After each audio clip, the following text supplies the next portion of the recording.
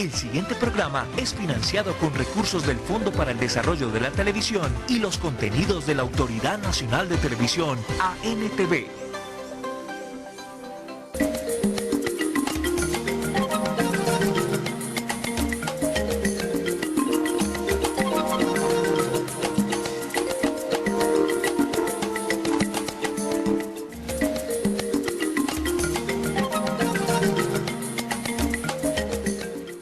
Hola, ¿qué tal? Saludo cordial a todos los televidentes del canal regional Telecafé. Sean todos bienvenidos a su programa Campo al Campo. Hoy los saludamos desde la finca Villa Sonia, ubicada en la zona rural del municipio de Chinchiná, en la zona centro-sur del departamento de Caldas. Aquí conoceremos el proceso de cultivo del plátano, gran protagonista en la canasta familiar colombiana, reconocido también por su importante aporte nutricional. Sean todos bienvenidos.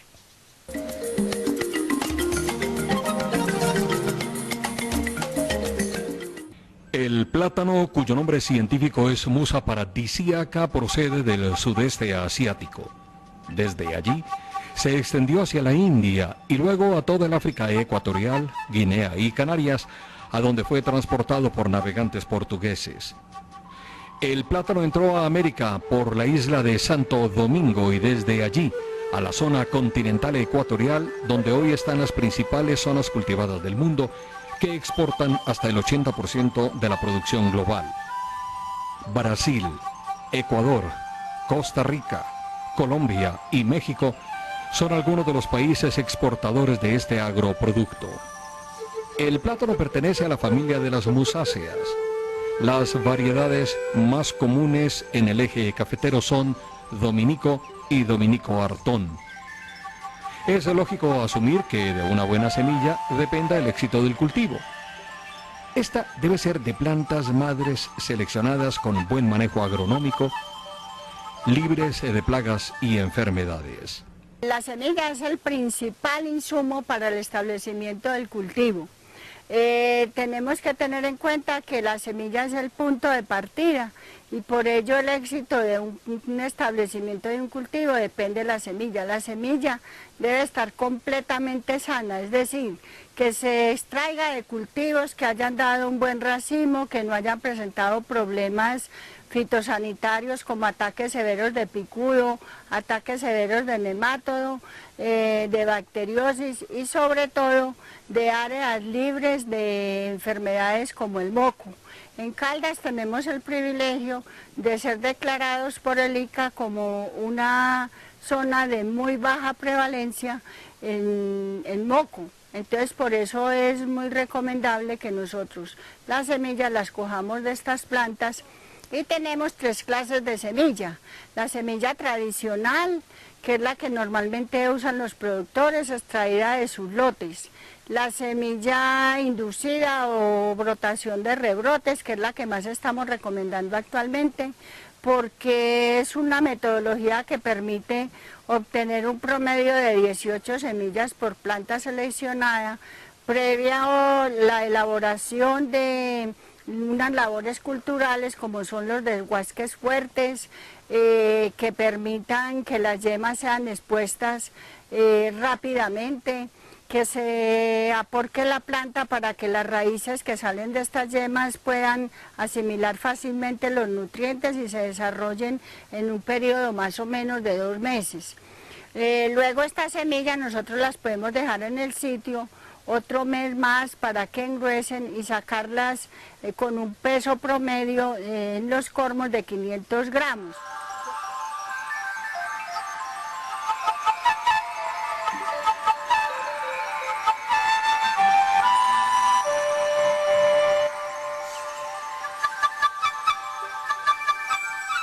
La preparación del suelo para el cultivo del plátano comprende el retiro de todas las malezas, las labores de trazado, el ahollado y la incorporación de la materia orgánica y nutrientes necesarios para la siembra y germinación de las semillas.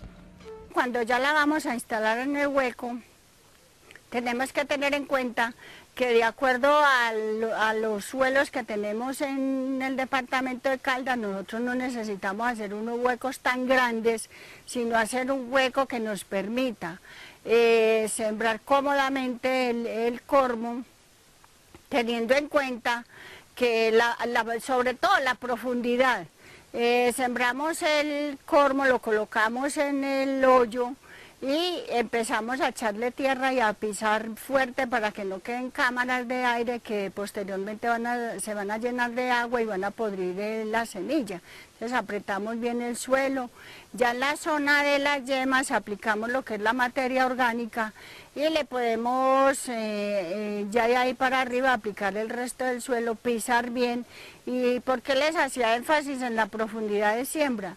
Porque del cormo que nosotros sembramos se reprograma la planta y sale el segundo cormo. Entonces por eso tiene que quedar el cormo a una profundidad adecuada para que la planta que nos va a dar el primer racimo no vaya a nacer sobre la superficie del suelo, o sea, lo que se conoce vulgarmente como el embalconamiento. Las labores del cultivo deben ser programadas periódicamente con el propósito de evitar la infestación de plagas, enfermedades y bajo rendimiento en la producción. Por ello, el deshoje, deshige, desguasque, destronque, fertilización, embolsado y encintado son labores prioritarias. Después de que ya emergen las primeras hojas, las hojas verdaderas, o sea, las que tienen un ancho de 5 centímetros, de ahí se empiezan a contar 36 o 38 hojas, y esto es muy importante para programar la cosecha. ¿Por qué? Porque la cosecha va a salir la bellota después de que la planta haya emitido las 36 o 38 hojas. En la zona cafetera nosotros tenemos que la emisión de hojas en época de verano o de periodo seco sale más o menos cada 10 días. Ya en época de invierno, o dependiendo de la altura, sale cada 12 días. O sea que si tenemos 36 hojas sabemos que nos vamos a demorar casi un año para que salga la bellota. Una vez salga la bellota, ya se programa lo que es el cinteo y lo que va a ser la preparación de la cosecha y la poscosecha. En el desarrollo del cultivo tenemos que tener en cuenta, como les dije, la época de emisión de las hojas, o sea, el ciclo vegetativo. El ciclo vegetativo del cultivo tiene 3 fases importantes, que es el ciclo vegetativo como tal, que es más o menos hasta la hoja número 14-16. En la hoja 14-16 la planta ya pasa al ciclo reproductivo, es decir, ahí se va a formar en el cormo y en la parte interna del tallo o cormo el racimo. Entonces en ese momento, para los programas de fertilización, nosotros ya tendremos que haber aplicado el 50% del fertilizante para que la planta lo asimile y el racimo salga de la calidad que nosotros estamos esperando. Luego, ya cuando la planta, como les decía, emite las 36 hojas que aparece la bellota, entonces ya empieza el ciclo productivo, que es cuando ya va a aparecer el racimo. Es muy importante que la gente sepa que después de que aparece la bellota, la planta madre ya no va a requerir de nada, porque ya con sus hojas, con todo lo que le aportó en fertilización, en manejo de picudo y sobre todo de nemátodos, la planta ya se garantiza que va a dar un buen racimo y de muy buena calidad. ¿Qué es un racimo de buena calidad? Un racimo que esté por encima de 18 kilogramos. Es fundamental un control oportuno y preventivo de plagas como el picudo negro del cormo, el picudo rayado del pseudotallo, nemátodos de la raíz, gusano tornillo, trips, ataques de trigona del fruto y enfermedades como las cigatocas negra y amarilla, elefantiasis, bacteriosis, moco y virosis, para garantizar la sanidad y buenos rendimientos durante el ciclo productivo. Las principales plagas, como les dije, a nivel de cormo, es el picudo negro. ¿Por qué? Porque el picudo negro es un insecto, es un cucarrón que mide 1,5 centímetros y se vuela, tiene una capacidad de vuelo de 1 kilómetro a la redonda. y sobre todo el vuelo lo hace de noche. Es un insecto que el productor no lo ve porque él permanece 5 centímetros por debajo del suelo y no le gusta la luz. Entonces una de las medidas de control es mantener unos plateos amplios y limpios para que el picudo no se amañe ahí. Lo otro que tiene el insecto es que le gusta todo lo que son los colinos frescos. Entonces cuando usted corta el colino para llevarlo a otro sitio, por eso la recomendación de que lo vacunen con un insecticida nematicida para que de una vez lo prevengamos contra los ataques de picudo y contra los ataques de nemato, que normalmente en la zona cafetera nosotros tenemos no solo los nematodos que atacan al café, sino los nemátodos que pueden llegar a través de la semilla. Otro problema grave que se presenta ya de plagas a nivel del pseudotallo, pero que también está comprometido el cormo, es el gusano tornillo. ¿Dónde aparece el gusano tornillo? En las plantaciones que no han sido bien deshojadas ni bien deshuascadas, es decir, a plantaciones con alta humedad. Entonces el tornillo está siendo una plaga que se está presentando en los cultivos de plátano del departamento, sobre todo por la baja persistencia en las labores culturales y sobre todo no solo en la persistencia, sino en la frecuencia y en el monitoreo que le deben de estar haciendo a la plantación.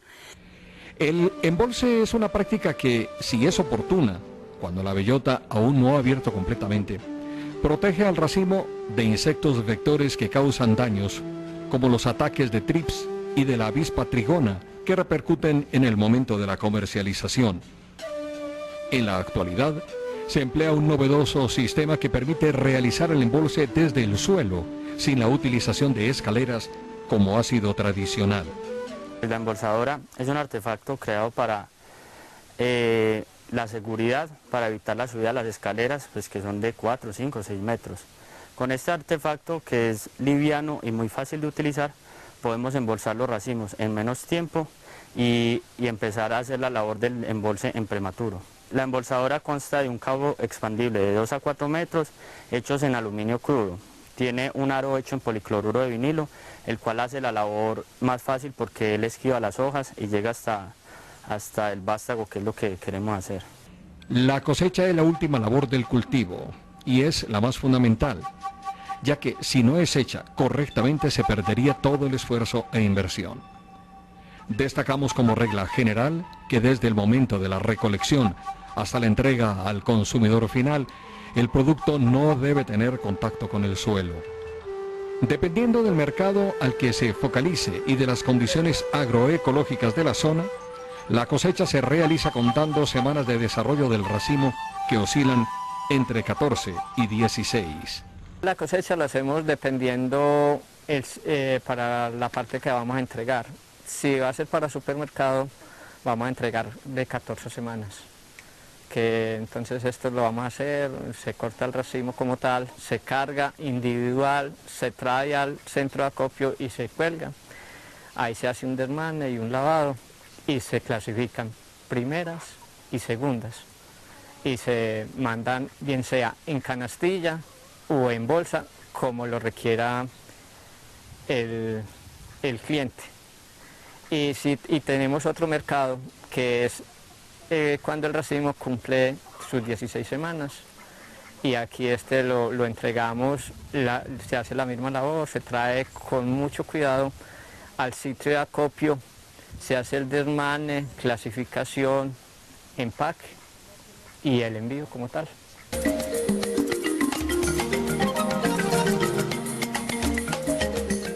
En Campo al Campo hacemos nuestra primera pausa. Después de los siguientes mensajes comerciales regresaremos con toda la información acerca del proceso de post cosecha del plátano aquí en Campo al Campo.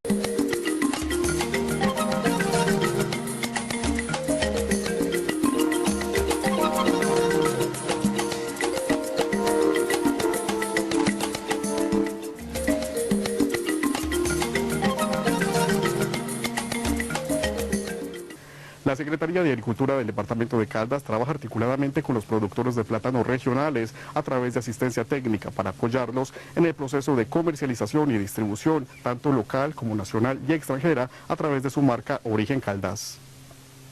La post cosecha es la labor preparatoria de la producción para entregar al mercado objetivo y debe hacer mucho énfasis en la selección, clasificación, limpieza, empaque y embalaje para cumplir con los estándares de calidad exigidos. Cuando hablamos de post cosecha en el cultivo del plátano, tenemos que salirnos de algunos esquemas. En primer lugar, nosotros cuando mencionamos de que vamos a empezar a clasificar, a lavar, a empacar, a seleccionar, siempre tenemos la imagen de unas instalaciones tipo Urabá, instalaciones hechas en concreto, con vigas, con pisos en cemento, con cables que transportan el plátano desde los lotes hasta el sitio de acopio.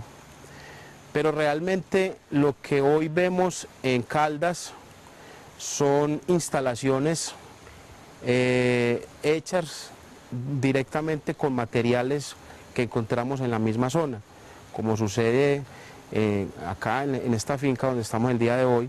Vemos unas instalaciones hechas en guadua, que es un material de la misma finca y que no es costoso, que es un material económico, y simplemente lo que encontramos es una ramada, lo que conocemos como una ramada, y es un lugar, inclusive dentro de los mismos lotes donde está el cultivo, se establece este sitio para empezar el proceso de la post cosecha.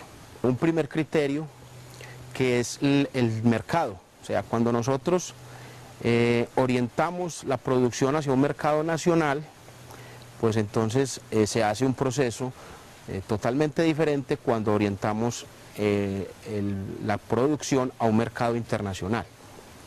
Si estamos hablando de este mercado nacional, la post cosecha, pues entonces se hace primero una preparación del racimo, sacando primero manos o gajas, luego haciendo un lavado que puede ser en champú o puede ser en alumbre, y empezamos ya un proceso de clasificación y de selección de las gajas o inclusive de los dedos, dependiendo como lo pida el comprador. Si es un supermercado, pues muchas veces se van gajas, o si es, digamos, una cadena ya más especializada, se van dedos.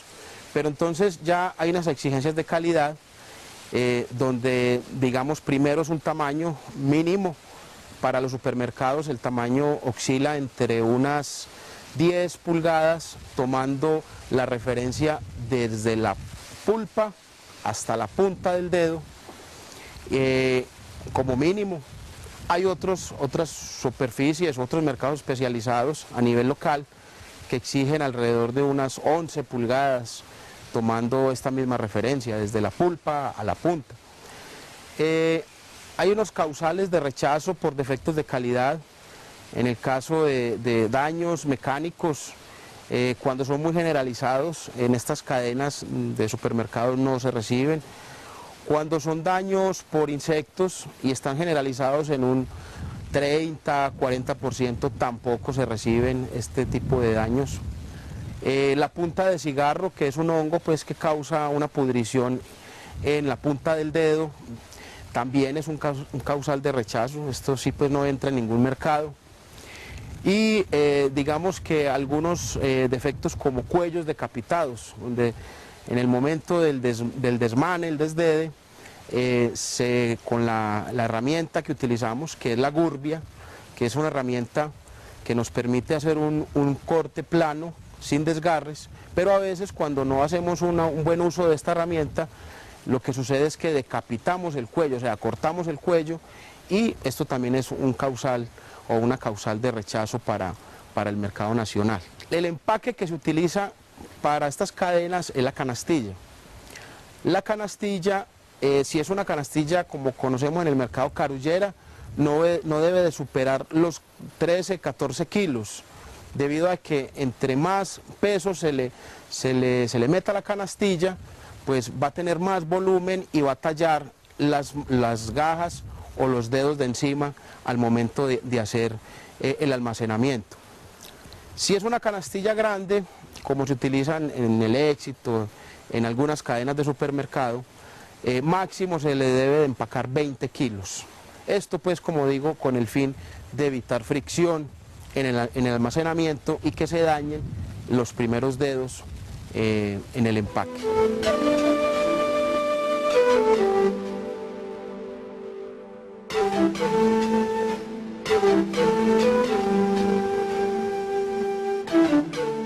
La Secretaría de Agricultura del Departamento de Caldas cuenta con una estrategia de comercialización, se llama Origen Caldas.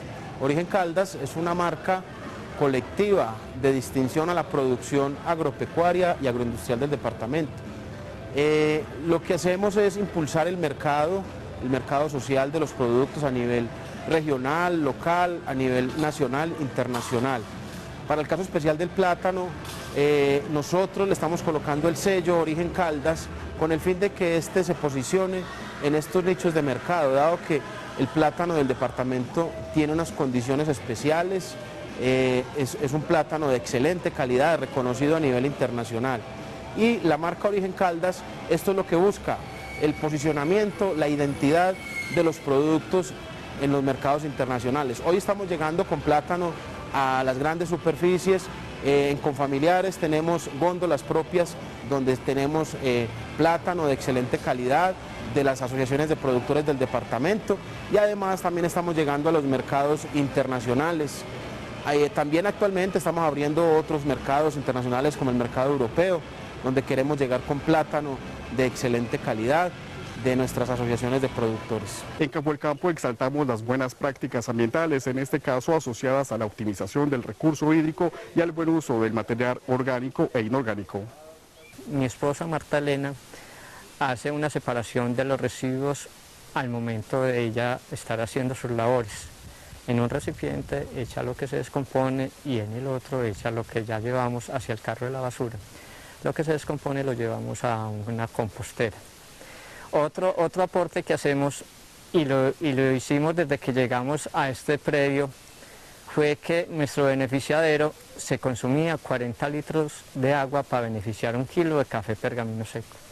En el momento estamos consumiendo unos 4 litros de agua para beneficiar este kilo de café pergamino seco. Y queremos adoptar otra tecnología en el cual solo se utiliza medio litro para así hacerle un aporte más importante al medio ambiente.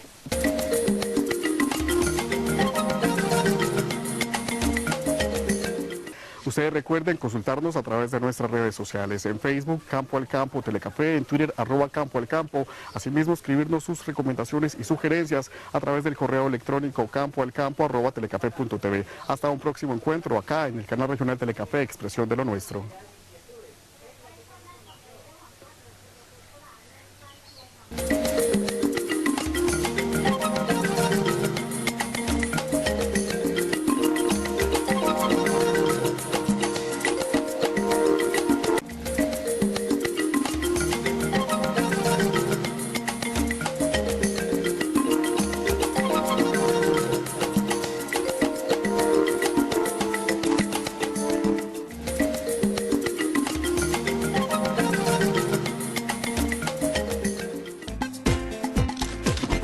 El anterior programa fue financiado con recursos del Fondo para el Desarrollo de la Televisión y los contenidos de la Autoridad Nacional de Televisión, ANTV.